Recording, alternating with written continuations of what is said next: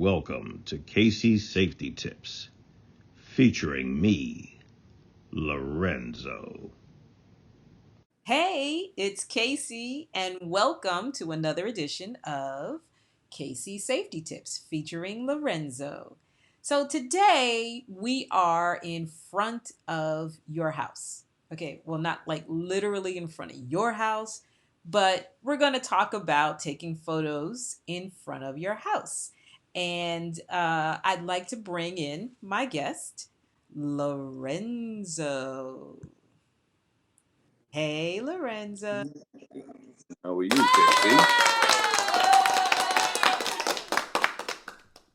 So, before we go any further, let the people know why you're so qualified to give safety tips. So, Hmm. Lorenzo's got 35 years in law enforcement, narcotics unit. He was on the vice and prostitution squad. He was on the gambling, liquor, and obscenity squad. He's got specialized weapons certification. He's got specialized driver training, training in human trafficking, domestic violence, active shooter training, civil disturbance, crisis intervention, and for 5 years he was a union shop steward. So I think that makes you qualified to give some safety tips. What do you think?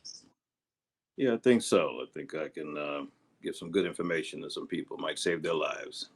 Yeah. Okay. So, in all seriousness, that's what we're here for. We're here to, give you some things to think about while you're on social media, out at the grocery store. Because as our promo says, we're trying to keep you safe on and off the web, and that's why today's photo is in front of your house. So, what do you think of this photo, Lorenzo? When I'm looking at this photo, this is something that you see normally that people are now posting for dating sites and just on social media. But there's a lot of problems that you see here that could be identifiable if someone was trying to track you. Let's start on the one on the left here with the family. When you see a photo like this, you're already giving away some of your family members, what they look like. The main thing, of course, is the address that you see up there. That can be traceable with other things that you may give away to tell what state you may be in, what county you may be in. But right here, you have an address. So, you know, right there, that's an identified marker. And So that I see bright a yellow, problem with that. that bright yellow door. Hello. Yeah, that's another thing. There might not be that many of those around. Yeah, I Easy to can tell you. spot. I can tell you, there's not going to be a lot of bright yellow doors. I know that for a fact. And so, what about the young lady in the other photo? What are we seeing here? Here you still see the description of the front of the house, and then of course that big bold sign that the house is sold with the emblem looks like of the company that sold it. So that's traceable very easily to get a listing on the property, the address, and everything like that. So that's a definite red flag when you're posting a photo on social media of any sort. Now, having sold real estate myself, it is very easy. It would be very easy to trace back to this house. Uh, Even though, unlike the yellow door, this house doesn't have a number in front. But if I know that's ABC Realty, I can go online. I can check for ABC Realty, the company, and just go through their listing until I find this house. And it will give me the Hmm. address. And there you go. Very true. So, what else should we be looking for when we're posting photos in front of our house? Well, some of the things that we want to definitely be careful of. Let's just start off with you taking the photo in front of your house. Um, if you have sunglasses on, this is going to be a sticking point for all of our shows that we have. There's a major reflection in some of the glasses that you wear, some of the sunglasses that you wear. So you can see everything in the reflection. So we're going to start basically from that. So be aware of, what's in front of you, what's behind you, whatever the case. It's like a mirror on your face. In the house, you want to make sure that you don't show addresses, the description of the house. A lot of times you'll have your back to, say, another person's house, or there may be a neighbor's house in the picture. So you might not want to show your house in the picture, but you'll show your neighbor's house in the picture or their address. So that's still identifiable to locate you based on your neighbors. There's going to be landmarks that you don't want to show, certain tree lines, street signs. That's identifiable. Mailboxes. You definitely don't want people in the background because they may be identifiable. So you want to keep an eye out on that. A lot of times there'll be cars in the driveway, very identifiable. I've seen photos with cars, the tags, the type of cars in the driveway. All of that can identify where you possibly live at, or it gives them a tool with other things also to track you down. So So that's basically, it on.